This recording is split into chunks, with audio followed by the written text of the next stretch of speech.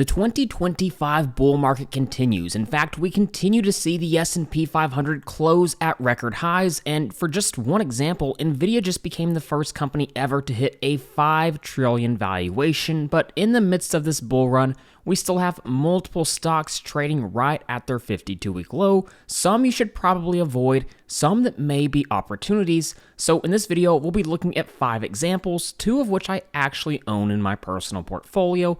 And to start, we'll be looking at UPS. Now, UPS has been a hot topic lately. This is a high-yielding stock that is down significantly year to date, down about 22.8%, and if we look at the last year, now down by about 28%.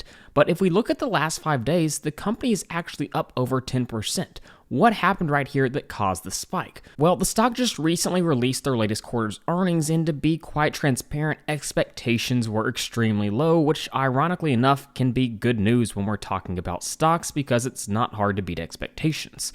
So we can see Q3 non-GAAP earnings per share of $1.74 was a beat by 44 cents, and then revenue of $21.4 billion was a beat by $560 million. So they beat on top and bottom lines. Now, what's ironic about this is, again, yes, expectations were low because they beat on top lines, even though revenue declined by about 3.6% year over year. So let's take a deeper dive into UPS real quick. Let's start by looking at those dividend metrics and that high yield. The data will load in, and like always, if you'd like to be able to download any of these spreadsheets and get access to the ticker data add-on in Google Sheets that allows you to automatically import stock financials directly into your spreadsheet, then you can head over to tickerdata.com at the link in the description.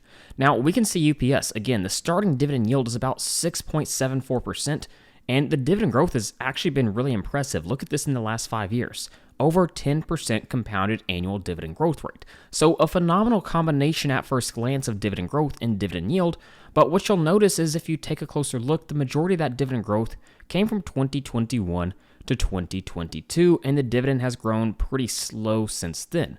So why would this be the case? Why is the dividend growing at such a slow rate now? And why did the dividend increase so much from 2021 to 2022?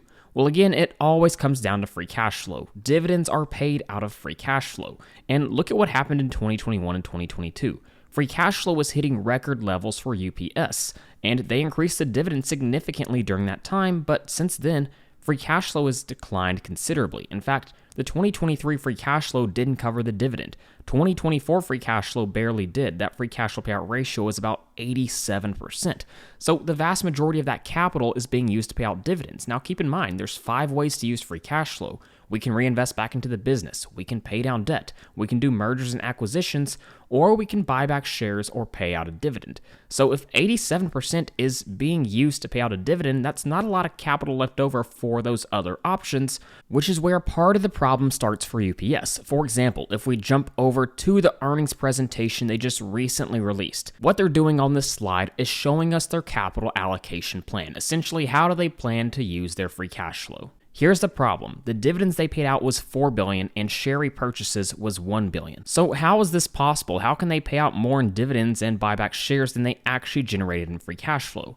Well, there's only one single solution. They are weakening the balance sheet. If we jump over to our balance sheet breakdown, what we can quickly see is a high-level overview of what the balance sheet looks like. And what you'll notice is the current ratio has pretty much remained in the same range over the past decade, and the same is true with the debt-to-assets ratio. So that's a good sign. I wouldn't say the balance sheet is necessarily in a bad place, but if we continue to see this trend where free cash flow isn't covering all of their capital allocation needs, then over time the balance sheet is going to deteriorate. There's no other way around it. It's not really a matter of opinion, it's a matter of simple fact. Now, let's go ahead and take a closer look at what's going on when it comes to the profitability of this stock. Let's take a look at UPS. There's a couple of things here that we need to make note of. To start, take a look at revenue. From 2014 to 2022, revenue actually saw decent growth going from around $58 billion all the way up to a little over $100 billion, but then we've seen a decline over the last couple of years. On top of this, here's what the huge concern is, at least in my opinion. We've seen declines in the margins. The gross profit ratio has declined. 2020 margins were the best they'd ever been at about 25.8%. Last year's came in at 18.77%. Now, historically, they'd been a little bit above 20%.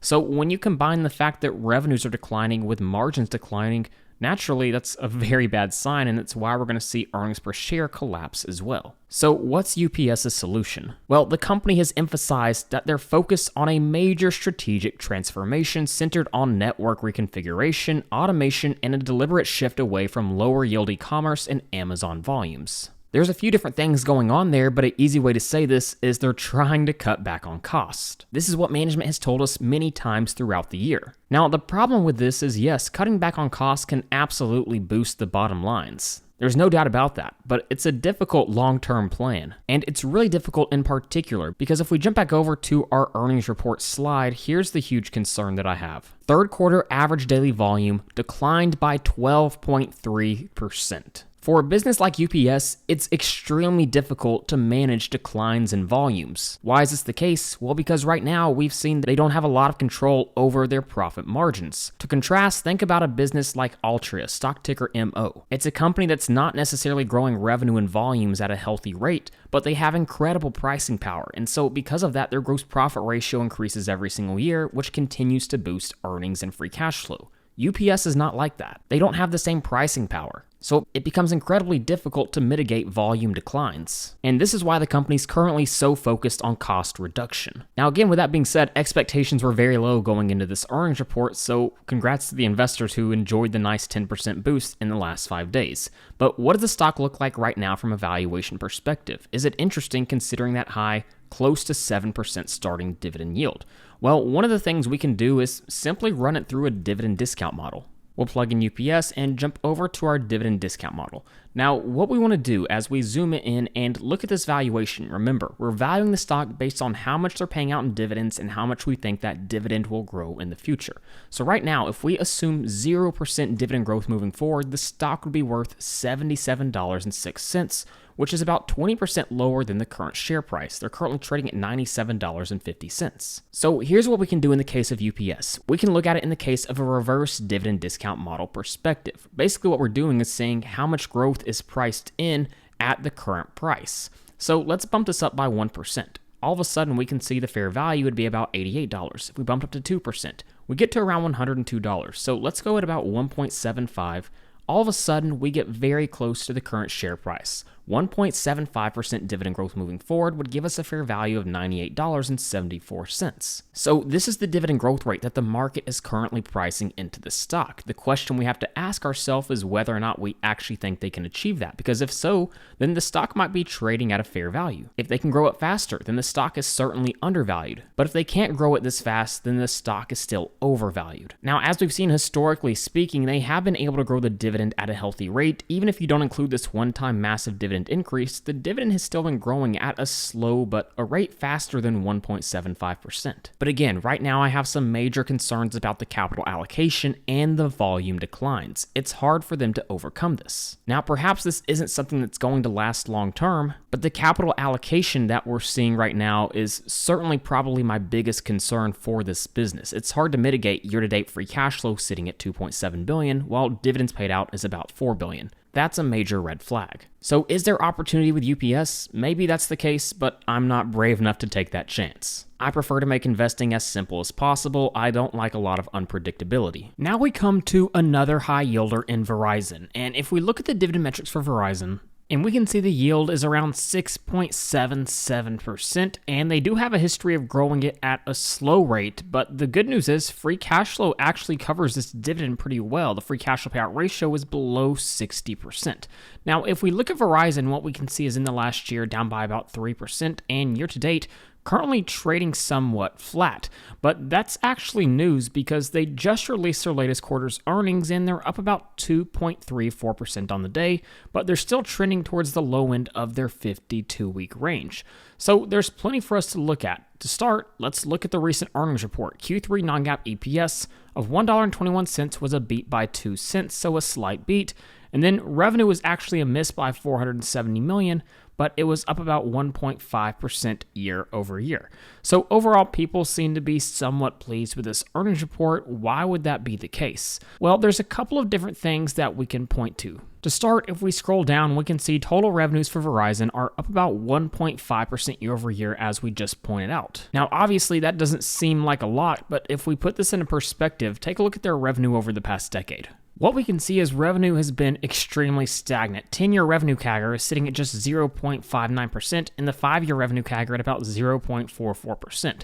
So again, when you put it in that perspective, revenue actually did a little bit better than it has been historically speaking. So by no means a fast-growing company. But they also stated they're on track to meet their financial guidance that they gave earlier this year, and what's interesting is in the previous earnings report around 3 months ago, they actually increased their expectations when it came to free cash flow. And so far, we can see in 2025, free cash flow has exceeded where they were at this point through 2024. 2024 free cash flow in the first 9 months was about $14.5 billion.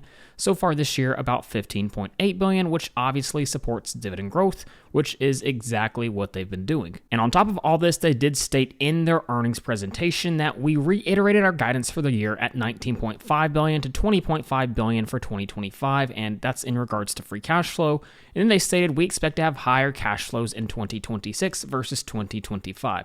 So for me, if I was someone who is holding Verizon stock, this is not a company I own in my portfolio, but basically what I would want to know, perhaps the most important thing, is that dividend going to be sustainable moving forward? And from everything we saw in this recent earnings report, that does appear to be the case. Even if revenues and free cash flow are growing at slow single-digit rates, that's still going to support the dividend, especially when the free cash flow payout ratio is only at about 59%, and it will allow them to continue to grow it at a rate of about 2% moving forward. So what about the valuation? Are they interesting still at current prices, even with the slight jump up of about 2.3%? Well, let's go ahead and jump over to our valuation spreadsheet and look at Verizon. And let's just quickly glance at a few different valuation models. We'll start with Graham's valuation. Basically, we're valuing the stock based on its projected future earnings growth. And one of the cool features with ticker data is I just automatically import the estimated EPS for 2025, and that's the number we'll use here, 4.68. Now we need our earnings growth rate projection moving forward. Fortunately, on the sensitivity model, again, we can see the average analyst estimate when it comes to earnings per share from 2025 through 2029, and the average projected EPS CAGR comes in at about 2.82%. Now, I've seen estimates from around 2.8 all the way up to about 3.2% moving forward, so let's just go with the middle and go with about 3% EPS growth. Once we plug all that into our formula and also account for the current yield on AAA corporate bonds, which with that being a little higher right now, it will push down the valuation, but you can see we come to a fair value of $39.52, which is very close to the current price. If we look at the discounted cash flow analysis, again, assuming about 3% free cash flow growth moving forward, the stock would be worth around $36, which is actually about 10% lower than the current share price. Now, if we look at the historical multiples valuation, again, we're valuing the stock based on how it's trading right now versus how it's historically traded. And the average PE ratio over the last decade is about 11.7. Well, for the trailing 12 months, it's only 9.3, which is 20% lower than how they've historically traded. Now, the caveat to that is that if earnings are projected to grow at a slower rate than they've historically grown, then the company does warrant a lower PE multiple. And what we can see is, again, projected EPS CAGR moving forward is about 2.82%, and the compounded EPS CAGR from 2016 through 2024 was about 3.2%. So yes, projected to grow at a slightly slower rate, but there's really not that much of a difference, so certainly something to make note of.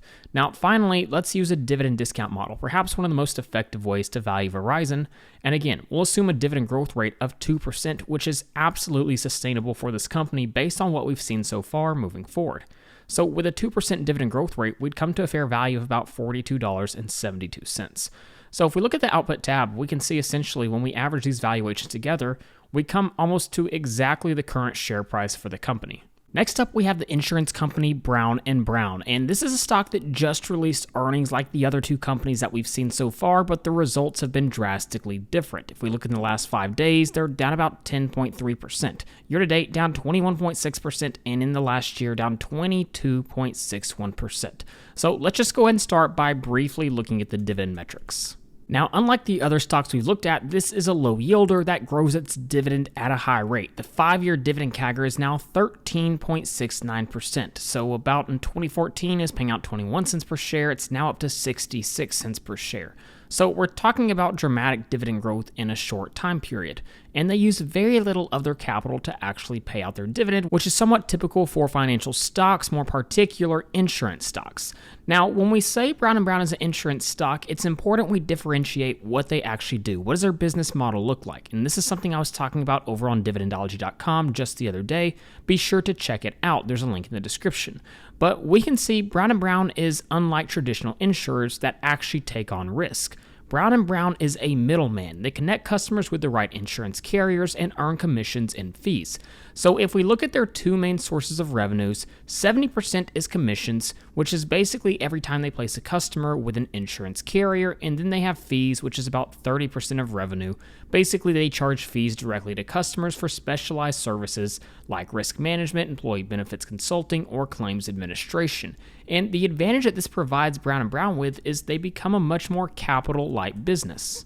What we can see with Brown & Brown is profitability ratios, yes, relatively stable, but it's pretty healthy as well. If we go over to the stock screener and look at Brown & Brown, what we also need to point out is the debt-to-assets ratio is quite healthy. Now, if we look at their earnings report, we can see they saw beats on top and bottom lines, and revenues were actually up 35% year over year. Now, why is that the case? Well, they recently completed their largest acquisition ever, buying Accession Risk Management Group in a $9.8 billion cash and stock deal. And this deal was projected to add around $1.7 billion in revenue annually. So that's important to note, because if we look at the actual revenue growth for Brown & Brown, total revenue growth was 35.4%, but that's accounting for the acquisition. If we just look at organic revenue growth, it's substantially lower at about 3.5%. Now, when we talk about valuation for Brown & Brown, just jump over to this page here on Seeking Alpha and look at how it's historically traded. We can see the 5-year averages for these different valuation multiples. And look at how they're trading right now. Whether we're looking at non-GAAP or GAAP versus forward or trailing 12 months PE ratios, PE multiples,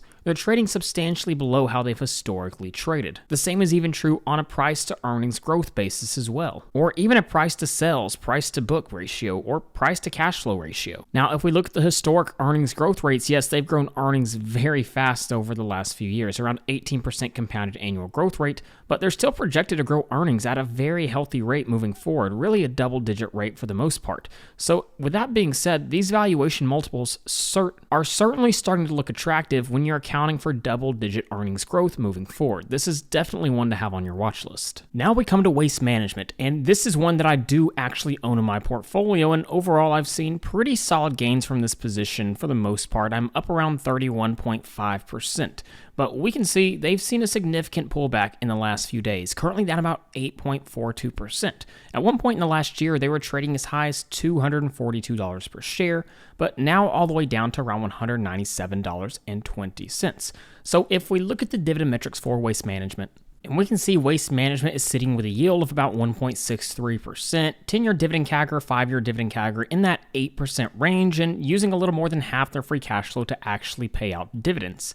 Now, if we look at the earnings results for Waste Management, what you'll see is Q3 non-GAAP EPS of $1.98, and then they saw a miss on top lines by about $60 million, but revenue was up close to 15% year over year. But here's what people were really concerned about. Total company revenue is now expected to be approximately $25.275 billion, which is at the low end of the company's prior guidance range. So really, they are now guiding towards the lower end of their initial range, which probably didn't excite the market too much. It's probably the reason we saw the majority of the sell-off in the last month, now down close to 10%. Now, what's ironic about this sell-off is we saw stocks like Verizon, stocks like UPS essentially not really grow their revenue any. Meanwhile, Waste Management was growing their revenue at nearly a 15% rate year over year, but continued to sell off. Why do we see that type of difference? Well, let's take a look at something for Waste Management. Look at the historical PE ratio over the last year. In fact, let's zoom out and look at it over the last 3 years.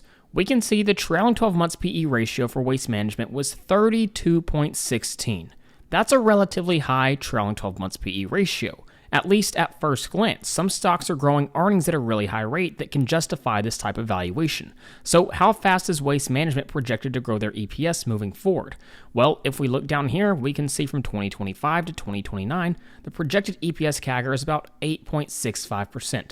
So in the high single digits. For a company like Waste Management, I'd argue that's really not bad growth, especially with the next few years looking pretty solid. But in most circumstances, that's not high enough to justify this type of valuation.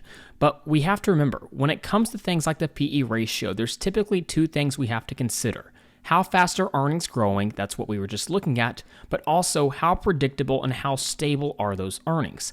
Companies like Waste Management have a high level of predictability with their cash flows. In fact, they stated recently in the company presentation that around 75% of their revenue has annuity-like characteristics. So a lot of predictability with their revenue. That's a large reason why we see higher price to earnings multiples for these types of stocks like Waste Management. But the problem is when these type of stocks are priced to perfection, they're priced at a premium due to the reasons we mentioned. Anytime we get news that maybe the outlook moving forward isn't going to be quite as good as we originally thought, you can expect a sell-off. And that's exactly what happened to Waste Management. I think Waste Management is a great business for multiple reasons. Again, there's a high level of stability and predictability when it comes to their cash flows. The business model is not going away anytime soon, and earnings are even projected to grow at a pretty healthy rate. But that valuation that they were trading at started to make it more difficult for the company to appear interesting, in my opinion. Now, the good news is this valuation does start to bring them closer to a more attractive price point. We can see for the first time in a while now, they're now trading a little bit below the average 5-year PE multiple valuations. I personally haven't added shares of this stock to my portfolio in quite some time, simply due to valuation. But again, I do think it's a great business. I'd love to see it pull back a little bit further, because fundamentally, I don't think there's anything wrong with this company. And then finally, we have one of the stocks that everybody's been talking about this year in Novo Nordisk, stock ticker NVO. And in the last year, it is down 54.3% year to date, now down over 40%. So let's go ahead and look at the dividend metrics for reference. Now, we're going to plug in the home country ticker novo-b.co and hit enter. Again, thanks to ticker data, the data will automatically load in. Now, one of the cool features of ticker data, as you can see, you can import stock financials not just from the US, but from the vast majority of countries worldwide, and Novo Nordisk is no exception. Now, we can see the starting yield close to about 3.5% and just astounding dividend growth over the last 5 years, over 22%, and the reason they've been able to do this is because free cash flow has grown at such a high rate. Now, there's certainly a few different things to like about the business model from Novo Nordisk, and I want to show you just a couple of examples. The first is they generate high levels of return on invested capital. Now, if you don't know why return on invested capital is important, again, this is something I was writing about over on dividendology.com just the other day. It's an extremely important concept you need to understand, and really it's a life-changing investment concept. So be sure to check out that article if you haven't read about this before. But basically, we can see Novo Nordisk has been generating close to around 40% or over return on invested capital over the last 4 or so years. And typically, as a baseline, we want to say around 10%. Higher quality companies a lot of the times can get 20% plus. So Novo Nordisk is easily beating those metrics. And if we look at the profitability, look at the gross profit ratio last year, nearly 85%, well above the 5-year average. So revenue has been exploding, margins are expanding, and they're generating high levels of return on invested capital. Now that is a powerful combination. So why is the stock down by 40% year to date? Well, you have to understand the business model. Novo Nordisk is in the midst of an intense competition with Eli Lilly right now, and they're competing for the GLP-1 market. And if we use a stock comparison sheet to look at them, yes, they're both down over the past year, but Novo Nordisk is down significantly more. If we look at valuations like PE ratios over the trailing 12 months, Eli Lilly's PE ratio is about 52.88, while Novo Nordisk is sitting at 13.41. That's a radical difference in valuation. Why would this be the case? The reason is there's a lot of concern that Eli Lilly is going to start to take Novo Nordisk market share. And when we look at growth rate projections over the next 4 years, Eli Lilly is projected to grow earnings at a substantially faster rate. But Novo Nordisk is still projected to grow at a double-digit rate. In fact, if we jump over to our sensitivity analysis, again, let's look at Novo Nordisk, and I'll show you why this company looks interesting. When we think about what it takes to outperform the market, there's typically two things. One, you need a company that has the ability to have multiple expansion. for the PE ratio to grow higher over time, and then you need a high level of earnings growth. Again, I know I've said this a few times, but I was writing about this over on Dividendology.com just the other day. You should really check it out if you haven't already. But what we can see for Novo Nordisk is they have the potential to take advantage of both of them, and on top of that, they pay out a decent dividend. The average PE ratio for Novo Nordisk over the last decade is 27.3. For the trailing 12 months, it's 13.41. And the projected EPS CAGR over the next few years is about 10.27. So let's just assume that the analysts are right. EPS grows at a rate of 10.27% moving forward. Again, that's the average. It's not the high projection and it's not the low. But now let's project a PE ratio. Let's say that the PE multiple reverts back closer to its mean over the last decade, but let's also be conservative. Maybe it only climbs back up to around maybe even 20.5. All of a sudden, we can see we're talking about market-beating returns. By the year 2030, your total return would be over 136%, or a compounded return of above 15.4%, not including dividends. Even if the multiple is substantially lower, maybe 17.5. Again, you're still looking at a double by the year 2030 with a compounded return of 12.4%, which easily beats average market returns. So yes, Eli Lilly is undoubtedly a threat to this company, starting to take market share. But if Novo Nordisk can even get close to getting this level of earnings growth, which is expected for the company, and then we see the PE multiple even go just a little bit higher, not all the way back to its average over the last decade, you're talking about market-beating returns. Now keep in mind, sentiment around this stock is incredibly low right now. That would be the case for any stock that's down 40% year to date. And I expect this company to continue to be quite volatile moving forward. But if you have the guts to hold for the next 4 to 5 years, this one could potentially be rewarding. So there you go, those are 5 dividend stocks trading close to a 52-week low. Again, like always, if you'd like to be able to download any of these spreadsheets and get access to the ticker data add-on in Google Sheets that allows you to automatically import stock financials directly into your spreadsheet, then you can head over to tickerdata.com at the link in the description. So with all that being said, thank you guys so much for watching, and please don't forget to like and subscribe to the channel.